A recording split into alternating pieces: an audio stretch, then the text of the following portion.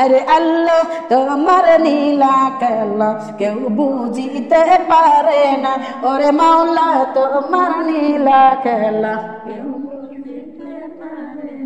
ওরে আল্লাহ তোমার নীলা খেলা কেউ বুঝিতে পারে না, আল্লাহ তোমার নীলা খেলা,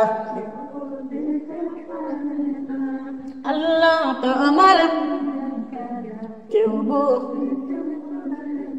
ওরে আল্লাহ তোমার নীলা খেলা কেউ বুঝিতে পারে না, কাউরে রাখো গাছতলাতে কাউরে দেও বালা খানা, কাউরে রাখো গাছতলাতে কাউরে দেও বালা খানা, আল্লাহ তোমার নীলা খেলা,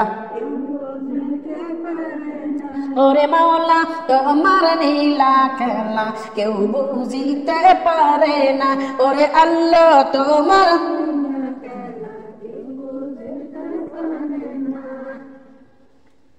আল্লাহ তোমার কেউ বুঝিতে পারে না, এক ডেকেছেন নবী আলী খুদার শানে কেসন মিলি, এক ডেকেছেন নবী আলী খুদার শানে কেসন মিলি, কত কিছু করছে তারা, কত কিছু করছে তারা, কবুল করছো রব্বানা ইয়া আল্লাহ,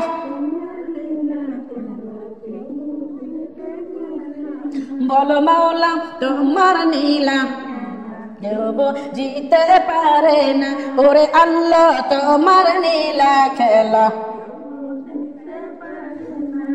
মাওলা তোমার কেউ বুঝিতে পারে না, ওরে আল্লাহ তোমার কেউ বুঝিতে পারে না, ও মা ওয়াজ করনি পাগল ছিল নবীর প্রেমে দন্ত দিল, ওয়াজ করনি পাগল ছিল নবীর প্রেমে দন্ত দিল, হুমায়াকে একে দন্ত দিল, ওহো কেন কইল না আল্লাহ,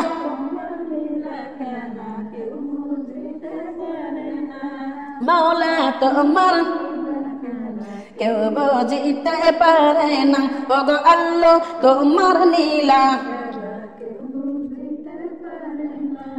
ইব্রাহিম নামের নবী ছিল নমরুদে আগুনে দিল, ইব্রাহিম নামের নবী ছিল নমরুদে আগুনে দিল, আগুন হইল ফুল বাগিচা, আগুন হইল ফুল বাগিচা, ওরে ইব্রাহিম কেন পুরল না আল্লাহ,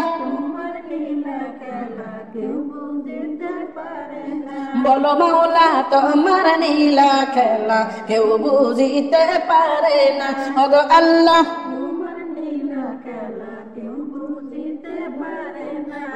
আল্লাহ তোমার নীলা খেলা, আরে ইউনুস নামের নবী ছিল, ইউনুস নামের নবী ছিল পানিতে ফেলাইয়া দিল, ইউনুস নামের নবী ছিল মাছেতে গিলিয়া ফেলল, মাছের পেটে পাইল পরিত্রাণ, মাছের পেটে পাইল খাবার, ইউনুস কেন মরল না আল্লাহ, তোমার নীলা খেলা কেউ বুঝিতে পারে না, ওগো মাওলা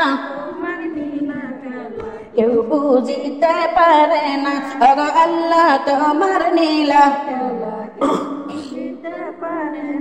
ওরে মাওলা তোমার নীলা খেলা কেউ বুঝিতে পারে না, আইয়ুব নামের নবী ছিল 18 বছর কিরাই খাইল, আইয়ুব নামের নবী ছিল 18 বছর কিরাই খাইল, কিরাই করলো জরা জরা, কিরাই করলো জরা জরা, আইয়ুব কেন কইল না আল্লাহ, বলো মাওলা তোমার নীলা খেলা কেউ বুঝিতে পারে না, ওরে আল্লাহ লা ইলাহা ইল্লাল্লাহ মুহাম্মাদুর রাসূলুল্লাহ সাল্লাল্লাহু আলাইহি ওয়াসাল্লাম, এই দুনিয়ার মধ্যে ইসলামের পথে চললে শুধু যে দুর্নাম হয় তাই কিন্তু না, আমার আল্লাহ অসুখের মধ্যেও ফেলে দেয়, দেয় কি দেয় না? এমারে খেল কইর আমার এই দুনিয়ার মধ্যে রে মা, আমার দরদি এই দুনিয়ার মধ্যে এমন একটা নবী ছিল, যেই নবীর নাম ছিল আয়ুব নবী। বলেন সুবহানাল্লাহ। এই দুনিয়ার মধ্যে মা তার অর্থ সম্পদের অভাব ছিল না, টাকা পয়সা দৌলতের অভাব ছিল না রে মা। আমার দরদি ওই জামানায় আয়ুব নবী শুধু আল্লাহর ধ্যানে মগ্ন থাকতে। বলেন সুবহানাল্লাহ। অর্থ সম্পদ দেখার জন্য রাখার জন্য মা হাইলো ছিল, ও মা লোক রাখা ছিল, ওরাও সবগুলো দেখছে।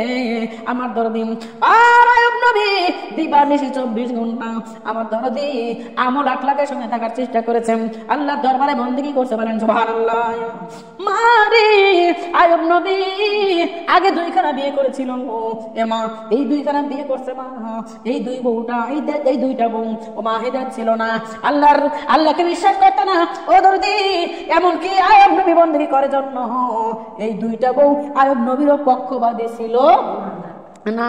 কিন্তু মা ও সোনার মা বোনরে, আল্লাহ বলেছে এ দুনিয়ার মানুষ, কে এই দুনিয়ার মধ্যে তুমি যে বাজার আমার বন্দেগী করবে, আমি রব্বুল আলামিন ওয়াদা করেছি ওদেরকে বান্ধবী বানাবো। বলেন সুবহানাল্লাহ। এ মা ওদের বন্ধু বানাবো। বলেন সুবহানাল্লাহ। আমার বোনেরা রে, এই আয়ুব নবী ব্যবসার কাজের জন্য রে মা, আয়ুব নবী ব্যবসার জন্য ও মা যাইতেছিল সিরিয়ার দিকে। ওই দিকে যাইতেছে, আয়ুব নবীর পানি পিপাসা লেগে গেছে। একজনকে ডাক দিলে, ভাই আমি একটু পানি খাবো। একান্তে লোক কম, তারপরে যদি আবার হচ্ছে এরকম হয় কেমন হয়?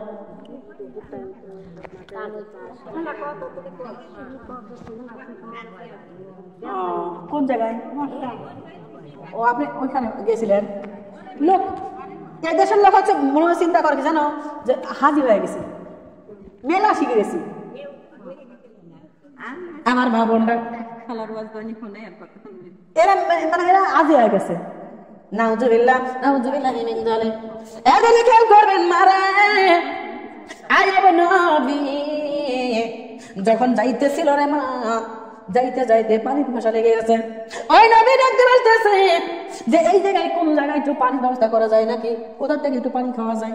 একজন ডাকতে বললো, ভাই ও পথিক ভাই, পানি যদি খাবার চাও তাহলে একটু আগে যাও, ওই জায়গায় যে ঝোর আছে, ওই জোরের মধ্যে পানির কূপ আছে। আমার মা বোনরা আয়ুব নবী চলে গেল জোরের মধ্যে। জোরের মধ্যে যাই আমা যখন পানি খাবে, ও মা কূপ যখন চোখে পড়ে গেল, এখন আয়ুব নবী তাকায় দেখে রে মা, ওই কূপের মাঝামাঝি একটা জায়গায় দরদি একটা মেয়ে বসে আছে, আর এই পাশের দাদা ওই মেয়েটার বামে দরদি ছাগলগুলো পানি খাচ্ছে, আর মেয়েটার ডাইনে বোনের বাঘ পানি খাচ্ছে। বলেন সুবহানাল্লাহ। আমরা মানুষ মা, আমরা মানুষ, বাঘ যদি আমার একা পায় ছাড়বে? এতদিন আমরা মানুষ হতে পারি, তারপর আবার ছাড়বে না, ও থাবা দিয়ে আমাদেরকে সিলে টুকরো করে ফেলে ফেলবে না? ভুল কথা বলছি বলেন তো? আমাদেরকে ফেলবে রে মা। কিন্তু একই ঘাটের মধ্যে এক জায়গায় ও মা এক সাইডে ছাগলের দলগুলো পানি খাচ্ছে, আর আরেক সাইডে বাঘ পানি খাচ্ছে ওই কূপের মধ্যে। বলেন সুবহানাল্লাহ। আয়ুব নবীর দেখে মাথা নষ্ট, ব্যাপার কি রে, আমি কি আমল করি যে আমলের দ্বারা আমি কিচ্ছু পাইলাম না, আর এই মেয়েটা কি আমল করে যে আমলের কারণে বাঘে ছাগলে এক ঘাটে পানি খায়, কিন্তু কেউ কাউরে আঘাত করে না, কেউ কাউরে কষ্ট দেয় না, দুঃখ দেয় না, কেউ কাউরে খাবার যায় না, আবার ছাগল বাঘকে ভয় পায় না। এই মেয়েটা কোন মেয়ে রে? এই মেয়েটার মধ্যে না জানি কোন আমল আছে, যে আমলের কারণে মেয়েটা এত পাওয়ার পাইছে। আয়ুব নবী কি করলো? ও দরদি চুপ করে বসে আছে। ওই মেয়েটা পানি খায় আর মা ছাগলের বাচ্চা নিয়ে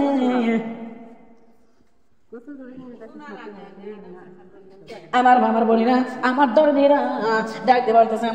ওই মেয়েটা যখন পানি খাওয়াইয়া ও মা যখন বাড়ির দিকে রওনা দিছে রে মা, এবার আয়ুব নবী ওই মেয়েটার পিছু পিছু রওনা দিয়েছে। কোন বাড়ির মেয়ে আমি দেখবো, কোন জায়গার মেয়ে আমি দেখবো। আমার মারে যাইতে যাইতে যায় দেখে একটা বাড়ির মধ্যে দরদি একটা মুরব্বী পুরুষ মানুষ আছে, মুরব্বী কোন শরীরে বড়, আর ওই মেয়েটা বাড়ির মধ্যে ঢুকলো। বাড়ির মধ্যে ঢুকিয়ে মা আগে আব্বা আব্বাকে গোসল করে দিল, আর তারপরে আব্বার খাবার দিল।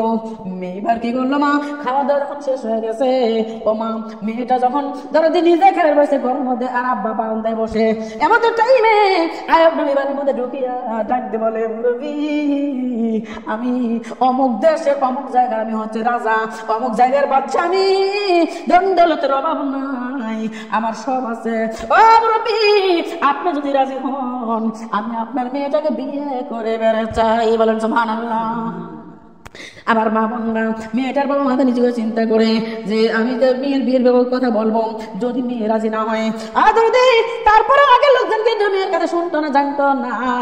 আমার দরদি এইবার ওই মেয়েটার বাবা ডাক বলতে, বাবা যেহেতু তোমার অর্থ সম্পদের অভাব নাই, তোমার দণ্ডলতার অভাব নাই, আমি ওটা দেখে বিয়ে দেবো না রে বাবা, তোমার আমল আখলাক কেমন আছে আমি এটা দেখে বিয়ে দিবার চাই। বলেন সুবহানাল্লাহ। ও দরদি ওই আয়ব নবী তখন তার বাস্তব কিছু প্রমাণ দিয়ে দিল।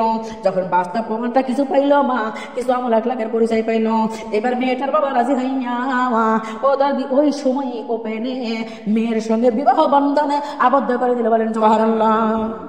যদি মেয়েটাকে তখন বিয়ে করিয়া আয়ব নবী বাড়ি নিয়ে চলে আসলো, আসে দেখে আরো দুইটা বউ।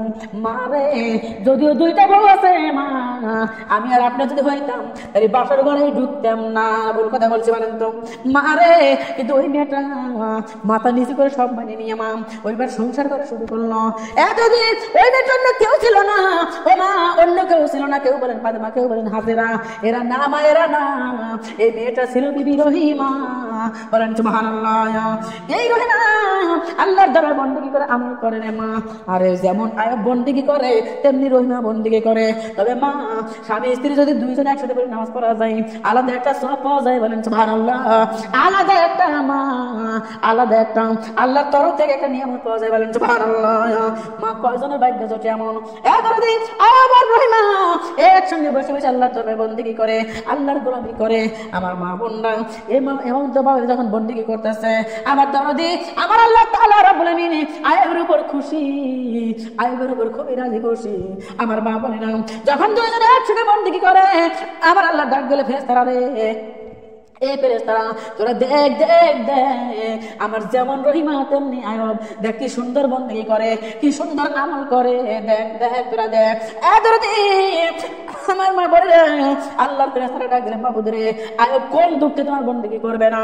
এই দুনিয়ার আয়বকে তুমি কি দাও নাই, আয়বকে তুমি কি দাও নাই যে দুঃখে আল্লাহ আমল করবে না, বন্দেগী করবে না?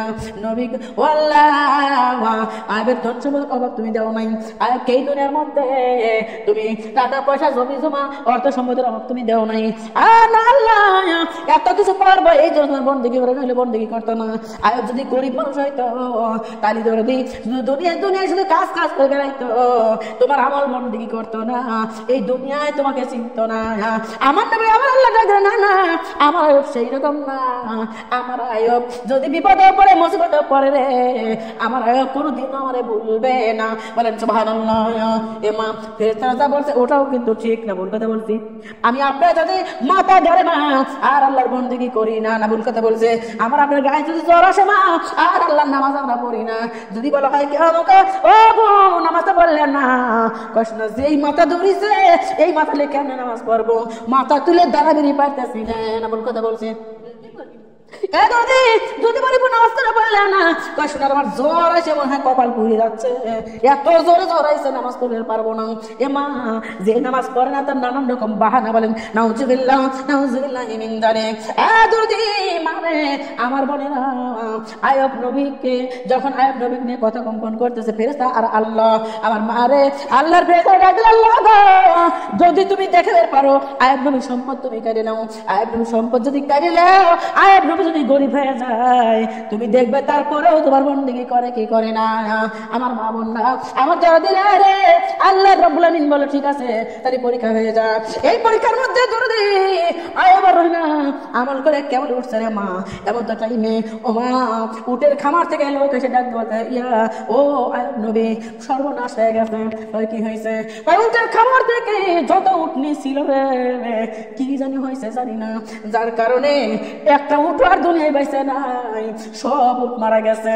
আয়াত নবী পড়তেছে ইন্না লিল্লাহি ওয়া ইন্না ইলাইহি রাজিউন। আমি আপনি হলে বলতাম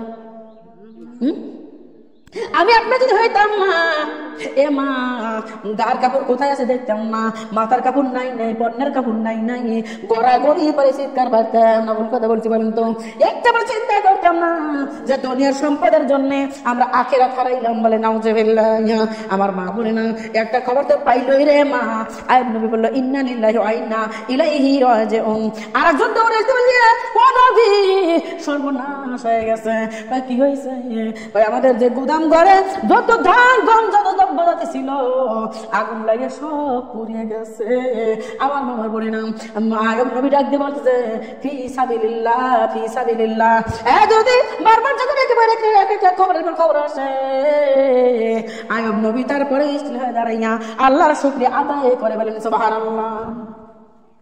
আমার বাবার মনে না, আয়াত নবী একদিন বলুন থেকে বলেন নাই, বরং প্রত্যেকটা লোক ডাক ধরে নবী আপনার এত বড় বিপদ হইল, এত বড় সর্বনাশ হইল, আপনি তারপরেও কেন আল্লাহর শুকরিয়া আদায় করলেন? আয়াব নবী ডাকতে তোমরা জানো না এই সম্পদগুলো দিয়েছিল আমার আল্লাহ রাব্বুল আলামিন। এই সম্পদগুলো আমার দায়িত্বে দিয়েছিল। এই সম্পদের দায়িত্ব পালন করে যাইয়া আমার কত কষ্ট হয়েছে তোমরা বোঝো না। আজকে থেকে বাইসে গেলাম ফিসাবিলিল্লাহ। আর এই গরু টেনশন করা লাগবে না, ওটা টেনশন করা লাগবে না, ওই দাম চাল গমের টেনশন আর আমার করা লাগবে না। আমি এখন নিশ্চিন্তে আল্লাহর বন্দেগী করব। বলেন সুবহানাল্লাহ। মারে কোথায় আমরা আর কোথায় তারা রে মা। আমরা সম্পদ পাইলে যদি সম্পদ ঘুর পেট থাকে তাও চাইতে তুলি। বলেন নাউজুবিল্লাহ। ভুল কথা কইছি? হ্যাঁ যদি না আজকে সম্পদের কারণে, সম্পদের লোভে আজকে সুদের পর টাকা লাগাই, লাভের পর টাকা লাগাই, আজকে সম্পদের লোভে ও মা ভাই হয়ে ভাইকে খুন করি, আজকে সম্পদের লোভে বোন হয়ে বোনকে ঠগাই, আজকে সম্পদের লোভে মা এই দুনিয়ায় নাফরমানি করি, আজকে সম্পদের লোভে আজকে এই দুনিয়ায় মিথ্যা কথা বলি। না ভুল কথা বলছি বলেন তো দরদিরা? না রাগ করতেছেন আপনারা? আমার দরদে যে সম্পদের কারণে আমরা এত কিছু করি না, অথচ সেই সম্পদ চলে গেল। আয়াত নবী বলে আমি দায়িত্ব থেকে বেঁচে গেলাম, আজকে থেকে নিরালায় বন্দেগী করবো। বলেন সুবহানাল্লাহ।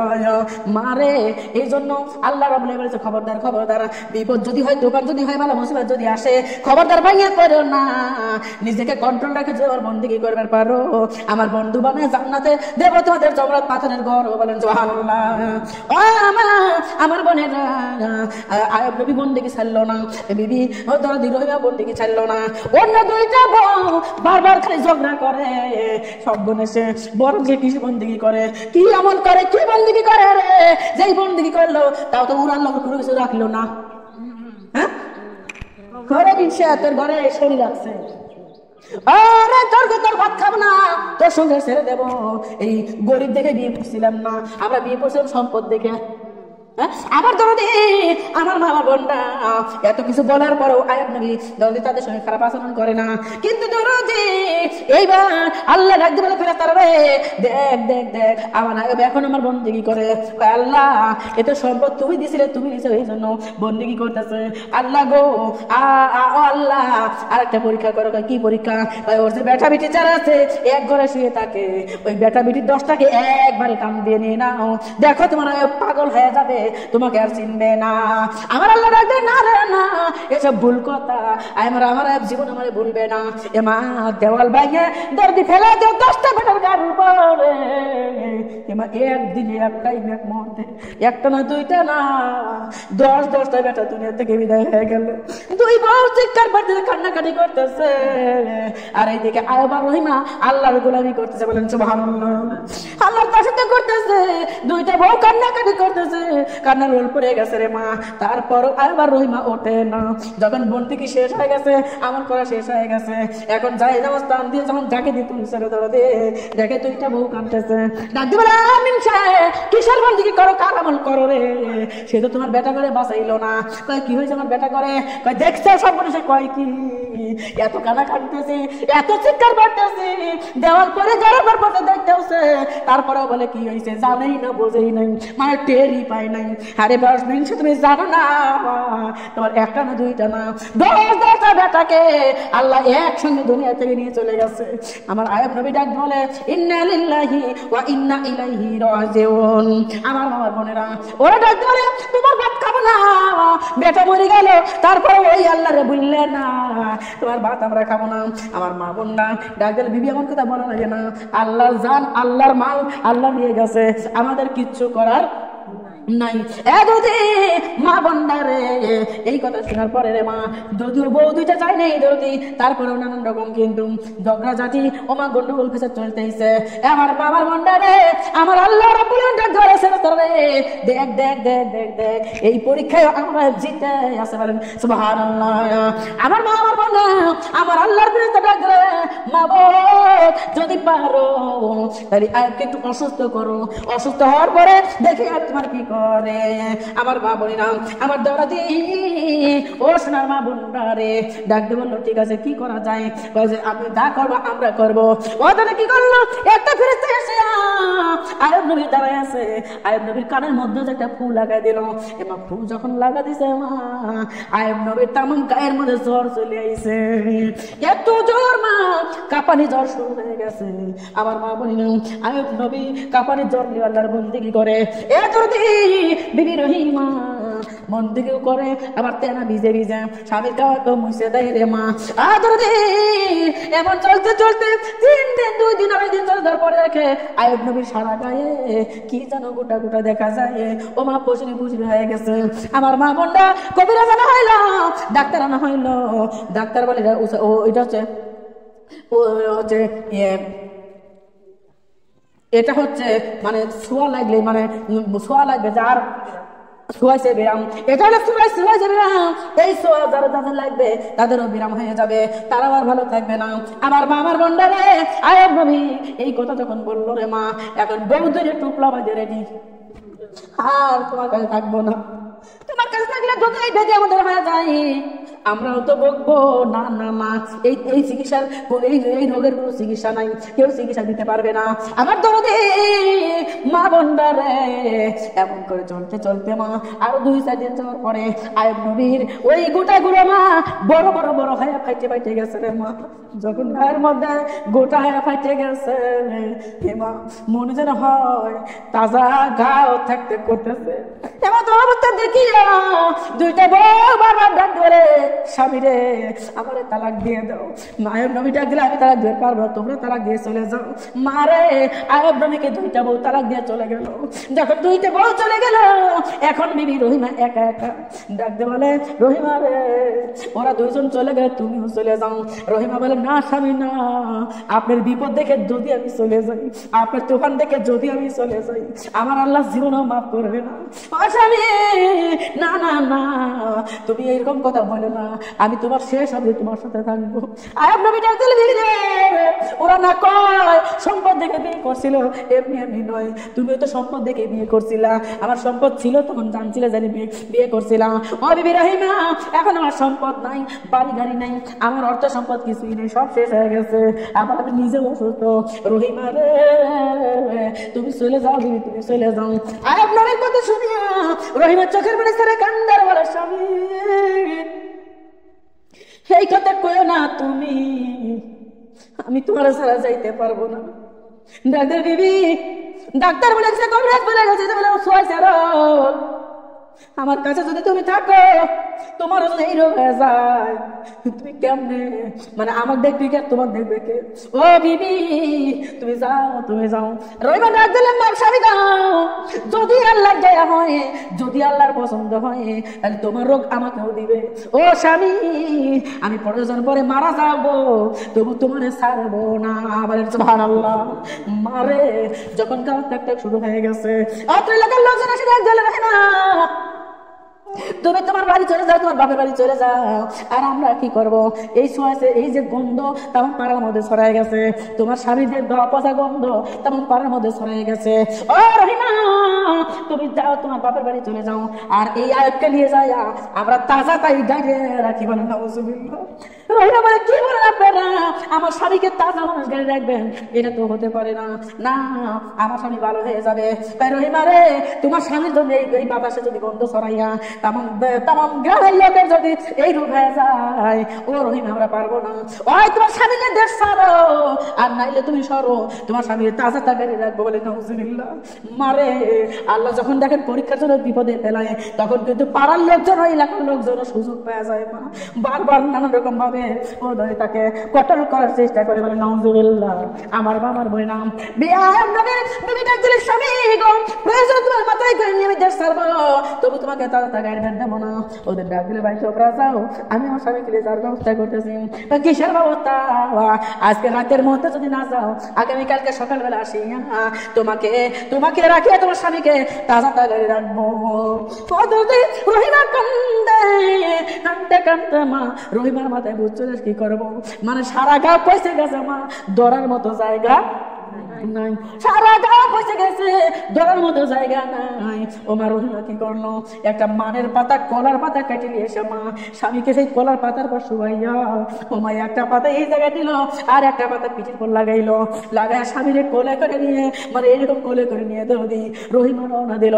রাত্র বাজে দরদি 10টা, 10:30, এমন চাইবে যখন রওনা দিল মা রে, আল্লাহ তাআলা রব্বুল আলামিন পরীক্ষা করার জন্য এমা আরো এমন একটা বিপদ দিল রে মা। এত জোরে ঝড়, এত জোরে বৃষ্টি হওয়া শুরু করলো মা। একান্তে স্বামী কাঁধের উপরে, দ্বিতীয় তরে ভিজে, বৃষ্টির ফোঁটা ভিজে তেমন জমিন ভিজে গেছে, পিছলে লেগে পড়ে যাওয়ার ভয় আছে না নাই বলেন তো? মারে, স্বামীকে কাঁধে করে ওই বিবি রহিমা রওনা দিল এই দেশ থেকে চলে যাচ্ছে। এবার যাইতে যাইতে যাইতে যাইতে মা একটা বট গাছ পাইছে, বট গাছের উপরে এবার বসিয়া, ওই পাশে শোয়া রহিমা বসিয়া স্বামীকে যদি গা গুলো মুছে দিচ্ছে, পুষগুলো মুছে দিচ্ছে। মারে, ওদের দিরাট হয়ে গেল। ওই দেশের লোক কেমনে জানছে না মা, ইবলিশ শয়তান ঘরে ঘরে খবর পৌঁছায় দিয়েছে। এ মা, একবার গ্রামের লোকজন চলে আসে, ডাক ধরে, এই ভিতর বাড়ি কোন জায়গায়? কেন এই জায়গায়? তাড়াতাড়ি তোর এই পচা স্বামী নিয়ে সর, যদি না সরিস তোর স্বামীরা আমরা তাড়াতাড়ি ঘিরে রাখবো। ডাক দিলে, আপনার বাইরে বাবাজরা আমার এমন কথা কইেন না, আমি আবার স্বামীকে নিয়ে চলে যাব। আবার যখন রাত হইল মা, ওই আয়ব বিবি কি করলো, যখন আবার রাতটা গভীর হয়ে গেল, আবারও স্বামীরা কাঁধে করে দৌড়ি আবারও রওনা দিল। এবার যাইতে যাইতে যাইতে যাইতে বিশাল বড় একটা জঙ্গলের মধ্যে চলে গেল মা। ওই জঙ্গলের মধ্যে যাইয়া একটা জায়গায় মা স্বামীরে শোয়াই দিয়ে চতুর্দিকে কাপড় দিয়ে বেড়া দিয়ে দিল। এবার আজকে এখন ডাল নিয়ে এসে গাড়ে, কালকে একটা ডাল নিয়ে এসে গাড়ে, এমন করে করে একটা ঘর নির্মাণ হয়ে গেল। আয়ের নবী ওই ঘরে শুয়েছে, আয়ের নবী তাকে দেখে মা গায়ের মধ্যে পোকা কিলি করতেছে। আমার আল্লাহর পরীক্ষা মা এত সহজ না, এই দুনিয়া এত সহজ না, কালেমা মানা কালেমার পথে চলা এত সহজ না। আমার আল্লাহ ডাক দিয়ে বলছে, স্বর্ণকারে স্বর্ণ শ্রেণী কষ্টি পাথর দিয়া, আর আমি আল্লাহ বান্দা শ্রেণী বিপদে ফেলিয়া। হে মা, আমার আল্লাহ আবারও ডাক দিয়ে বলে, আরে যখন তোমার কেউ ছিল না তখনও ছিলাম আমি, আবার যখন এই আরে এখন তোমার সব হইয়াছে, পর হইয়াছি আমি। ও বাবা, আবারও তোমাকে আসতে হবে, আরে আবারও যখন তোমার কেউ থাকবে না তখনও থাকবো আমি, আমার কাছে আসতে হবে, এই কথা ভুলে যাইও না তুমি। যাওয়া লাগবে কি লাগবে না? লাগবে। দেখেন দেখেন মা, এই দুনিয়ার মধ্যে আল্লাহ তাআলা বলেন মানুষকে বিপদে ফেলায় কেমন, কিসের জন্য? তুফানে ফেলায় কিসের জন্য? মারে, এই দুনিয়ার ধৈর্যের পরীক্ষা তো সহজ না, দুনিয়াটাই হলে পরীক্ষার হল রে মা। কিন্তু আমরা পরীক্ষা তো দেওয়া দূরের কথা, পরীক্ষার কাজ দিয়ে আমরা করি না, আমরা এটা মানি না। বলে নাউজুবিল্লাহ। আয়ব নবীকে শুনাইয়া, ও মা আজকে দীর্ঘ কয়েকদিন ধরা মারে পেটে ভাত নাই, খাদ্য খায় না। ও মা, আয়ব নবী আল্লাহ রাসূলের দরদি লড়বে পারে না। আয়েব নবীকে বিবি রহিমা ডাক দিল, স্বামী গো ক্ষুধা লাগছে। আয়েব নবী বলো হ। ডাক দিল, স্বামী তুমি এই জায়গায় থাকো, আমি একটু যাই, এই বাড়ি বাড়ি যাই, একটু কাজ করিয়ে খাবার তোমাকে দেব। বিবি আয়েব বিবিকে ডাক দিয়ে বলতেছে, বিবি রে আমি কিন্তু নবী, আমার কিন্তু ভিক্ষার জিনিস খাওয়া যায় নাই। বিবি যদি ভিক্ষা করে আনো আমি কিন্তু খাবো না, আমারে তুমি আরে হালাল জিনিস খাওয়াইও। ডাক্তার ঠিক আছে স্বামী, আমি ভিক্ষা করে আনবো না। রহিমা কি করলো, স্বামীকে বিছানার মধ্যে শোয়। রে মা রহিমা চলে গেল বাড়ি বাড়ি কাজের সন্ধানে। যে বাড়ি যাইয়া থালা বাটি মেজে দেয়, ওমা ঘর দোয়ার যায় দিদে বসে দেয়, যার বিনিময়ে দরদি একজনের এক তো খাবার দেয়। ওই খাবার লইয়া বিবি রহিমা স্বামীর কাছে যায়, স্বামীর কয়টা খাওয়ায় আর বিবি রহিমা কয়টা খায়। এমন করে যদি বেশ কয়েকদিন চলে গেল, কিন্তু মা ইবলিস শয়তান চিন্তা করলো, না রে না, ওটা তো ভালোই দিন চলতেছে, ভালো চলবে দেওয়া যাবে না, তাহলে কি করবো। ইবলিস শয়তান ওই দেশে চলে গেল। রে মা পাড়ায় পাড়ায় ঘরে ঘরে যায় বলতেছে, ও মাতাজিরা, ওই যে আমাকে একটা মহিলা আসে, ওই মহিলা এমন এমন চেহারা, এমন এমন চেহারা, ও আবার এলাকার লোকজন খবরদার খবরদার, ওই মহিলা তোমার ওই কাম করবে দিও না। কেন? উনি গরিব মানুষ, কাম করলে সমস্যাকে দেখা, তার কারণ ওই মহিলার স্বামী রয়েছে এমন একটা রোগ, যেই রোগ হলো সোয়াইসের রোগ। ওই মহিলা যার বাড়ি যাবে, যে জায়গায় যাবে, ওই মহিলার ওই ওই ওই লাড়ার কারণে তোমাদের মধ্যে ওই রোগ ঢুকে যাবে বলে নাউজুবিল্লাহ। এই কথা শুনিয়া এলাকার লোকজন রহিমা কাম দেয় না। এমন একদিন করে, 2 দিন করে, 5 দিন করে মা মহিলা কোনো ওই রহিমাকে কোনো কাজ দেয় না। মারি খাওয়াইতে স্বামীকে খাওয়াইতে পারে না। মা কাম না থাকলে খাওয়াবে কেমনে রে মা? দীর্ঘ 6-7 দিন চলে গেল, আয়াব নবী মুখ দিয়ে কথা বলতে পারে না। ও মা কথার আওয়াজ জোরে জোরে বাড়ায় না। আসলে মা বন্ধা এই কথা বলে মা দরদি এই টাইমে রহিমা বড় টেনশনে পড়ে গেছে। স্বামী বুঝি মারা যায়, আর মনে হয় বাঁচাতে পারবো না। এতদিন জানতে রাখলাম, যেতে রাখলাম, এখন খাবার অভাবে যদি স্বামী মারা যায়, আমি রহিমা কি করবো? আমি কার সাথে দিন কাটাবো? আল্লাহ আমার স্বামীকে বাঁচাও। ওমা বারবার আল্লাহর দরবারে বন্দেগী করে আর আল্লাহর দরবারে সুপারিশ করে। এ মা বিবি রহিমা বাড়ি বাড়ি যায়, দেশে দেশে যায়, কোথাও কোনো কাজ পায় না। এমন তো টাইমে মা ইবলিস শয়তান রাস্তার মধ্যে যায় হাজির। ও বোন রহিমা রে, বোন শোন, কয় আপনি কে? কয় আমি তো শুভাকাঙ্ক্ষী একটা বাই। আমার কিছু চুলের দরকার রে বোন, আমার কিছু চুলের দরকার, যদি আমার তোর মাথায় চুল দিতে পারিস রে বোন, আমি তোরে অনেক খাবার দেবো, অনেক খাদ্য দিয়ে দেবো। ডাকে না না না, আমার মাথার চুল আমি তোমার দিতে পারবো না। ডাকে বোন রে, না খাওয়ার কারণে তোর স্বামী যদি মারা যায়, তুই তো নিজেকে ক্ষমা করতে পারবি না, তাই আমি কি আছে তোর মাথার চুল আমার দে, আমি বিনিময় তোরে আমি খাবার দিয়ে দেবো অনেক। ডাকে ভাই এই মাথার চুল ধরে ধরে আমার অসুস্থ স্বামী বিছানার থেকে উঠে বসে, আবার শোয়। মারে গায়ের মধ্যে এমন কোনো জায়গা ছিল ধরার মতো, মানে ধরার মতো কোনো কায়দাই নাই। ও যদি এই জন্য বিবি রহিমার চুলের কথা ছাড়াই দেয়, আয়ের চুলের মুঠি এইভাবে ধরে আর বিবি রহিমার টান দিয়ে স্বামীরে তুলে বসায়। মারে আজকে ওই ভাই সাজে বলতেছে, বোন আমার তোর মাথার চুল দে, আমি তোরে অনেক খাবার দেবো।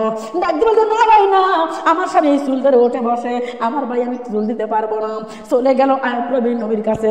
বিবি এমা ওই দিনও খাবার আনে নাই রে মা। ও দরদি যাই দেখে আয়াব নবীর দেহের মধ্যে জানটা শুধু কোনো রকম লড়তেছে। ডাক দিয়ে স্বামী গো, আমি মনে হয় বাঁচাতে পারলাম না তোমার, কিভাবে বাঁচাবো? আমি কোথায় কাম পাবো? কেউ তো কাজ দেয় নাই আমার, আমি কার কাছে যাব? মা বোনটা পরের দিন আবার কাজের সন্ধানে চলে গেল রহিমা। ও মা কিন্তু দরদি কোথাও কোনো কাজ মেলে না। আবার তখন ফিরে আসতেছে, এমন তো টাইমে ইবলিস শয়তান হাজির। ডাক দে পারে বোন, আর তোর মাথার চুল দে, আমি তোরে খাবার নেই। আর দরদি বিবি রহিমা বলতে, ঠিক আছে ভাই, আমি সম্পূর্ণ চুল দিতে পারবো না, আমার মাথার অর্ধেক গুলো চুল তুমি কেটে নাও ও ভাই, আর বাকি অর্ধেক থাক, তার কারণ ওই অর্ধেক চুল ধরে ধরে আমার স্বামী উঠবে।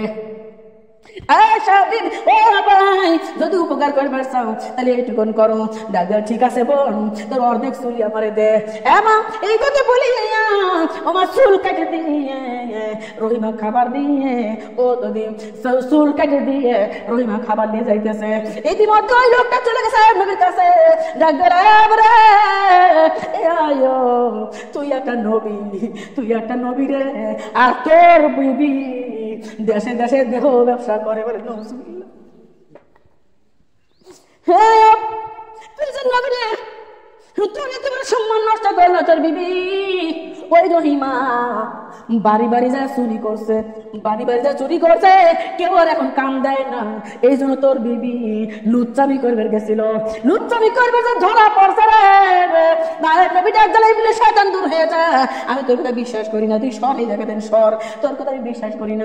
আমার বিবিকে আমি চিনি, আমার বিবি খুব ভালো, আমার বিবি খুবই ভালো, আমার বিবি কখনো এইরকম কাম করে পারে না। নবী কি ডাক দিলে দূর হয়ে যাই বলে শয়তান ওদের দি ডাক দিয়ে বলতেছে আয়ব রে, আমি তোর ভালোর জন্য কইলাম, নইলে কইতাম না। আমার মিথ্যাবাদী যত মনে করিস, তোর বোর মাথার চুলটা একটু দেখিস। আজকে লুচ্চামি করবে যা ধরা পড়ার কারণে তোর বোর মাথার চুলগুলো কাটে দেওয়া হয়েছে। আয়ব নবী চুপ করে আছে, মনে মনে চিন্তা করতেছে ইবলিস শয়তান তো ধোঁকাবাজ, ইবলিস শয়তান আমাদের ভালো চায় না। এই জন্য এই কথাগুলো বললো। আবার মনটা বলতেছে বিবি আসলে একটু মাথার চুলগুলো দেখবো সত্যি না মিথ্যে। মারে এইবার রহিমা যখন বাড়ি চলে আসলো, ও মা বিবি আসলো বাড়িতে, স্বামীর মনে টেনশন আছে না নাই বলেন তো? টেনশনের কারণে ও মা একটু রাগ রাখায় রয়েছে। রহিমা বলে স্বামী গো ওঠেন, আপনি খাবারটা খান। ডাক্তার তোমার খাবার আমি খাবো না। ডাক্তার কেন স্বামী কি হয়েছে? বলে তুমি মহিলা ভালো না। ও বিবি, বিবি রে তুমি নাকি আজকে এই কাম করেছো, যার বিনিময়ে তোমার মাথার চুল কাটে দিয়েছে। ডাক্তার স্বামী গো আমি এই কাম করি নাই, এটা মিথ্যা কথা, আল্লাহর কসম এটা মিথ্যা কথা। বিবি রে যদি মিথ্যা হয়ে থাকে তোর মাথার কাপড় ফেলা দে। মাথার কাপড় ফেলা দেখে সত্যি অর্ধেক চুল কাটা। ডাক্তার বিবি রে এত সময় বিশ্বাস করছিলাম, আমি তোকে বিশ্বাস করেছিলাম, কিন্তু এখন যে একটা মিলে গেছে তোর মাথার চুল মাসি কাটে দিছে, তার মানে তুই নিশ্চয়ই ওই এখন কুকাম করবে ধরা পড়ছিলি, যার কারণে তোর মাথার চুল কাটা। হ্যাঁ বিবি আমি একটা নবী, আমার বিবি যদি এই কাম করিস আমি নবীর দুনিয়ায় বেসবার চাই না, আল্লাহ আমার মৃত্যু কেন হয় না। বিবি রে এ বিবি আমি তোর মতো বিবি আমি রাখবো না, দূর হয়ে যা। যদি এইখান থেকে দূরে না যাস আমি নিজেই নিজের জীবন শেষ করে দেব। রহিমা ডাক দিলে স্বামী গো আমি এই জন্য তো চুল, আমার চুল এই জন্য কাটা হয় নাই, আমার চুল কেটেছে এই জন্যে তোমার খাবার আনার জন্যে। না না তোর কথা বিশ্বাস করি না। রহিমা বলে স্বামী গো তাইলে আমি সেই লোকটাকে ধরে নিয়ে আসি গে, যেই লোকটাকে আমি চুল দিয়ে আমি খাবার আনেছি। ঠিক আছে যা, যদি প্রমাণ দিবার পারিস আমি তোরে মেনে নেব, প্রমাণ যদি না দেওয়ার পারিস তোর মতো বিবি আমার দরকার নাই, দূর হয়ে যা, আমি তোর খাবার খাবো না। বিবি চোখের মধ্যে ছেড়ে দিতে কাঁদতেছে, আর জায়গায় জায়গায় ঘরে মা, কিন্তু ওই লোকটারে আর খুঁজে পায় না। কোথায় গেছে সেই লোক? আর তো সেই লোক নাই। এইদিকে আয়াব নবী আল্লাহর জমিনে কাঁদতেছে, আল্লাহ গো আর আমার কি দেখাই না, আমি একটা নবী, আমার বিবি হয়ে এই কাম করে, আল্লাহ আমার মরণ কেড়ে রাখে দিলা না, আমার আর কি দেখাইবে আল্লাহ, আমার তো আর সহ্য হচ্ছে না। আল্লাহ ডাক দিল তুই পর রব্বি আন্নি মাসানিয়া দুরর ওয়া আনতা আরহামুর রাহিমিন। আয়াব নবী এই দোয়াটা যখন পড়লো, আয়াব নবী ডাক বলতেছে এই দোয়াটা পড়িয়া যারে যা ওই যে সামনে দুইটা পুকুর, বাম পুকুরের মধ্যে গোসল কর। এবার এই দোয়াটা পড়ে বাম পুকুরের মধ্যে গোসল করলো। গোসল করার সঙ্গে সঙ্গে মা আয়াব নবীর তামাম দেহের যে পচাগুলো ছিল, পচারিগুলো ছিল সব নিমিষের সঙ্গে মিলে গেল। বলেন সুবহানাল্লাহ। চামড়া টান টান হয়ে গেল, চামড়া জোড়া লেগে গেল। আমার নবীকে দেখতে বলতেছে এই দোয়াটা আবারও পর, আর ডাইনের পুকুরে যা গোসল কর। এবার দোয়াটা পরে যখন আয়াব নবী ডাইনের পুকুরে গোসল করছে মা এমা এখন আয়াব নবীর চেহারা রাজপুত্রের চেয়েও অত্যন্ত ভালো। বলেন সুবহানাল্লাহ। যেমন সুন্দর চেহারা তেমনি সে লম্বা। এমা একেবারে মনে যেন হচ্ছে যে 21 থেকে 25 বছরের একটা পাক্কা যুবক। যদি ওই যুবক চিন্তা করতেছে এখন আমি কি করব, আমার বাড়ির দিকে রওনা দেব, কিন্তু না, বিবি তো গেছে, রহিমা তো গেছে, আর যে চুলটা জিনিস তাকে আনার জন্য আমি কিছু সময় একটু বসে থাকি, যদি প্রমাণ দিবার পারে আমি রহিমারে নিয়ে যাব, আর যদি প্রমাণ না দেওয়ার পারে আমি রহিমাকে নেবো না, তালাক দিয়ে যাব। এমন চিন্তা করিয়া আবার 80 টাকা বেতের বাড়ি মারবো, এরকম চিন্তা করিয়া আয়ব নবী বসে আছে। মা আগে যে চেহারা সেই চেহারার নাই, আগের পোশাক গুলো পাল্টে গেছে, মা রাজপুত্রের মধ্যে পোশাক পরে এমা ওই জায়গায় রয়ে গেছে। বিবি রহিমা পাড়ায় পাড়ায় দেশে দেশে ও যদি সব জায়গায় ঘুরে রে মা, ঘুরে ঘুরে ঘুরে ঘুরে মা ওই বেটারে যখন পায় না, বিবি রহিমা ও মা আবারও চলে আসছে এই জায়গায়। যদি মাটির দিকে তাকাইয়া ও মা ওই দুঃখ খোঁজে, ওই দিকে খোঁজে, যেই জায়গায় স্বামীর রাখলো সেই জায়গায় খোঁজে, কিন্তু কোথাও স্বামীর চিহ্ন পাওয়া যায় না। কিন্তু মা কিছু একটু দূরে যায় একটা লোক বসে আছে, কিন্তু তাকাই দেখা যায় একেবারে সুন্দর চেহারা, ধরা ফটফটা, আমার সুন্দর কাপড় চোপড়, উনি তো আমার স্বামী হতে পারেন, আমার স্বামী তো অসুস্থ। হ্যাঁ তবু যেহেতু এই জায়গায় লোকটা আছে, আমার স্বামীর সন্ধান এই লোকটাই জানবার পারে। মাটির দিকে তাকাইয়া ওই লোকটা ডাক দিয়ে বলতেছে, ভাই আপনি কি আমার স্বামী দেখছেন? ডাক্তার কে তোমার স্বামী? তাই আমার স্বামী হলো আয়ব নবী। ডাক্তার তুমি আমার দিকে একবার তাকাও, আমার দিকে একবার তাকাও। মাটির দিকে তাকায় কথা বলো কেন? আমার দিকে তাকায় কথা বলো। ডাক্তার না না না, আপনি একটা পরপুরুষ, আপনার দিকে তাকানো যাবে না, আমি মাটির দিকে তাকায় কথা বলবো। আপনি আমার স্বামীকে দেখছেন নাকি? ডাক্তার বলে, রহিমা তোমার স্বামীরে দেখছি না হিসাব পরে, আগে প্রমাণ দাও। ডাকলে বিবি রে স্বামী গো, আমি ওই আল্লাহর যে আল্লাহ সৃষ্টিকর্তা, আল্লাহর কসম করে গো, ওই আমার মাথার চুল আমি ওই মানে খাবারের জন্য দিয়েছি, আমি বিনিময় চুলের বিনিময় খাবার দিয়েছি। যদি মারে আমার আল্লাহ রাব্বুল আমিন গাইবে আছে। ডাকলে বন্ধুরে আর বিলম্ব করো না, আর রহিমারে কষ্ট দিও না। আসলে ইবলিস শয়তান রহিমার সঙ্গে খেল খেলেছে। ইবলিস শয়তানি খাবারটা লেবে ফেলাইয়া রহিমার চুল নিছে, আর সেই ইবলিসই আসে তোমার কাছে বিচার দিছে। ও নবী বন্ধুরে না না না, রহিমাকে দূরে ফেরাইও না। ডাক বলে, ও বিবি রহিমা আমার দিকে একবার তাকায় কথা বলো। রহিমা বলে, না না না, আমি আপনার দিকে তাকায় কথা বলতে পারবো না, আপনি বলেন আমার স্বামীকে দেখছেন নাকি? ডাক বলে, রহিমা রে আমি হলাম আয়ব নবী, একটা বার আমার দিকে তাকাও। না না, আমার স্বামী তো অসুস্থ ছিল, আমার স্বামী ঘরে উঠে দাঁড়াতে পারতো না, আমার স্বামী সারা গায়ে পচা, আমার স্বামী কেমনে উঠে দাঁড়াইবে? আর আপনি কিছু জন আমার স্বামী হইবেন? খবরদার এমন কথা বলেন না, আপনাকে নিষেধ করে দিলাম। আমার স্বামীকে দেখছেন নাকি? বিবি রে একটা নজর আমার দিকে তাকাও রে। এমা বিবি রহিমা যখন তাকাইছে, তাকায় দেখে স্বামী। সঙ্গে সঙ্গে বিবি রহিমাকে আর আয়ব নবী তার বুকে টানে নিয়েছে। বুকে টানিলে ডাক দিলে, বিবি আমি যখন অসুস্থ ছিলাম আর তোমার এই কথা যখন শুনছিলাম, ওই সময় আমি বলেছিলাম যে আমি আমি যদি রহিমা এই ভুল করে থাকে আমি 80 টাকা বেতের বাড়ি মারবো। বিবি আমি জানি না তুমি তো ভুল করো নাই, প্রমাণ হয়ে গেছে, কিন্তু বিবি রে আমি যে ওয়াদা করে ফেলছিলাম, এখন যদি এই ওয়াদাটা আমি না রাখি আল্লাহর কাছে আমি 2 নম্বরে মানে আল্লাহর কাছে আমি খারাপ হয়ে যাবো। বিবি তুমি যদি রাজি থাকো, অনুমতি দাও, আমি তোমাকে 80 টাকা বেতের বাড়ি মারবো। ডাক্তারের স্বামী 80 টাকা কেন? আপনি তার চেয়ে বেশি যদি মারেন আমি রহিমার কোনো দুঃখ নাই, কষ্ট নাই, তবু আমার একটা মাফ করে দেন, আমার ভুল ত্রুটি মাফ করে দেন। 80 টাকা বেতের বাড়ি মারিয়া রহিমাকে বুকে লইয়া আয়ব দেশে চলে গেল। বলে সুবহানাল্লাহ।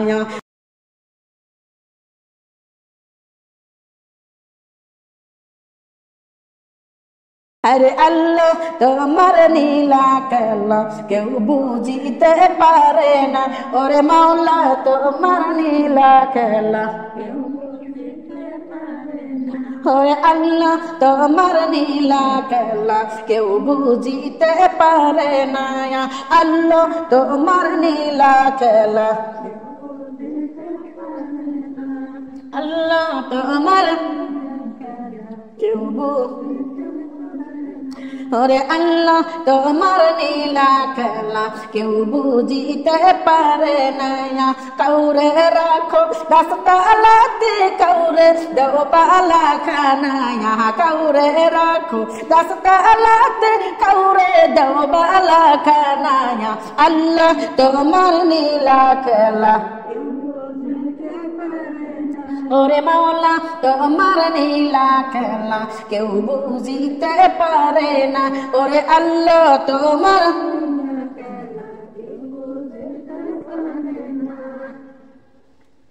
আল্লাহ তোমার কেউ বুঝিতে পারে না এক দেখেছেন নবী আলী খুদার শানে কেসন মিলি এক দেখেছেন নবী আলী খুদার শানে কেসন মিলি কত কিছু করছে তারা কত কিছু করছে তারা কবুল করছো রব্বানা ইয়া আল্লাহ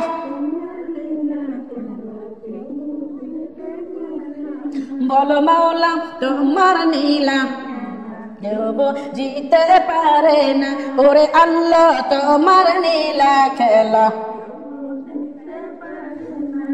মাওলা তোমার কেউ বুঝিতে পারে না ওরে আল্লাহ তোমার কেউ বুঝিতে পারে না ও মা ওয়াজ করনি পাগল ছিল নবীর প্রেমে দন্ত দিল ওয়াজ করনি পাগল ছিল নবীর প্রেমে দন্ত দিল হুমায়াকে একে দন্ত দিল ওহো কেন কইল না আল্লাহ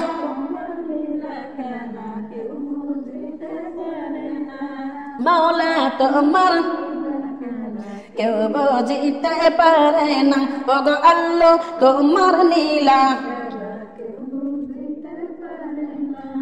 ইব্রাহিম নামের নবী ছিল নমরুদে আগুনে দিল ইব্রাহিম নামের নবী ছিল নমরুদে আগুনে দিল আগুন হইল ফুল বাগিচা আগুন হইল ফুল বাগিচা ওরে ইব্রাহিম কেন পুরলো না আল্লাহ বলো মাওলা তোমার নীলা খেলা কেউ বুঝিতে পারে না ওগো আল্লাহ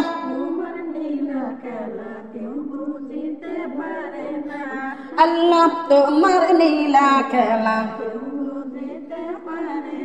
আরে ইউনুস নামের নবী ছিল ইউনুস নামের নবী ছিল পানিতে ফেলাইয়া দিল ইউনুস নামের নবী ছিল মাছেতে গিলিয়া ফেলল মাছের পেটে পাইল পরিত্রাণ মাছের পেটে পাইল খাবার ইউনুস কেন মরল না আল্লাহ তোমার নীলা খেলা কেউ বুঝিতে পারে না ওগো মাওলা